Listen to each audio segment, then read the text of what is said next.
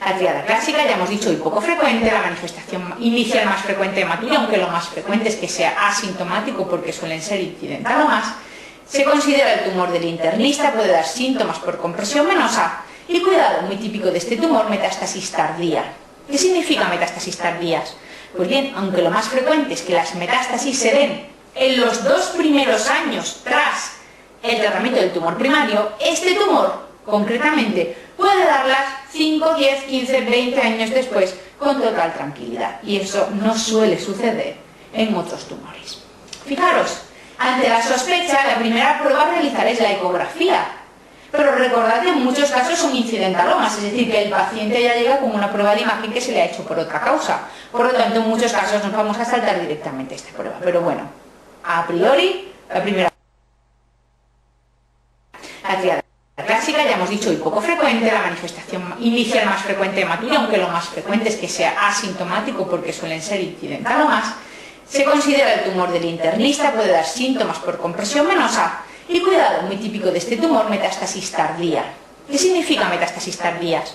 Pues bien, aunque lo más frecuente es que las metástasis se den en los 2 primeros años tras el tratamiento del tumor primario, este tumor, concretamente, puede darlas 5, 10, 15, 20 años después con total tranquilidad. Y eso no suele suceder en otros tumores.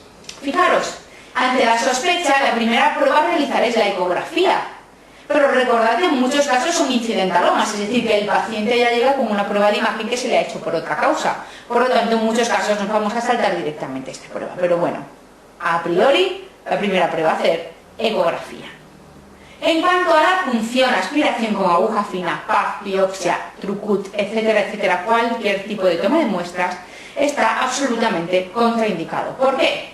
Porque es agresivo y nos puede provocar un sangrado, dado que estos tumores están muy vascularizados de forma aberrante, y porque nos va a dar muy poca información. Los tumores ya hemos dicho que son heterogéneos. Por lo tanto, si me dice que es positiva, que bien he diagnosticado un tumor, se lo voy a quitar.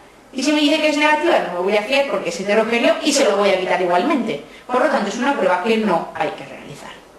El TAC es el mejor método aislado para estudio de extensión y, de hecho, lo único que nos aporta la resonancia sobre el TAC en este tipo de cáncer es el estudio de afectación de las venas por trombos tumorales que en los cánceres renales aparecen con cierta frecuencia.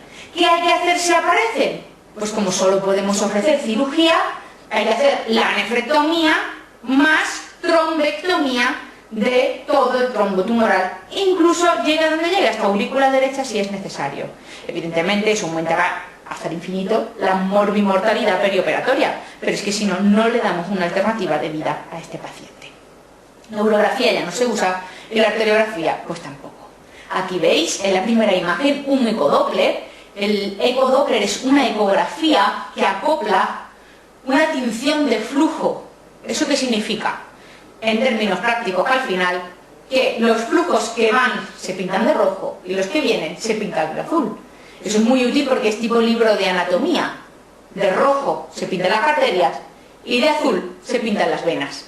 Fijaros en esa imagen, porque ahí debería haber una única arteria renal y en cambio vemos cómo se bifurca múltiples ocasiones y es la vascularización aberrante del tumor renal.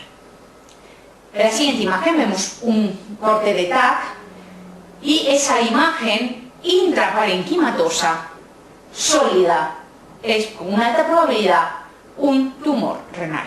En general, en cualquier parte del organismo, sospechar de cualquier cosa hipercaptadora de contraste en un TAC.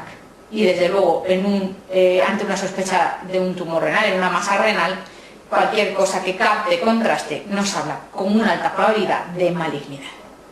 Fijaros, esta es una arteriografía antigua, ya hemos dicho que hoy no se usan. En la parte superior vemos cómo se dibuja el parénquima porque a través de sus arterias se ha ido difundiendo el contraste.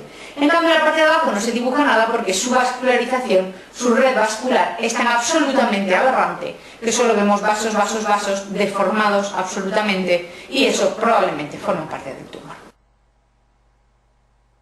Hemos dicho que la primera prueba a realizar, aunque hoy en muchos casos hay que obviarla porque o ya la traen hecha o vienen directamente con un TAC, es la ecografía. ¿Y por qué?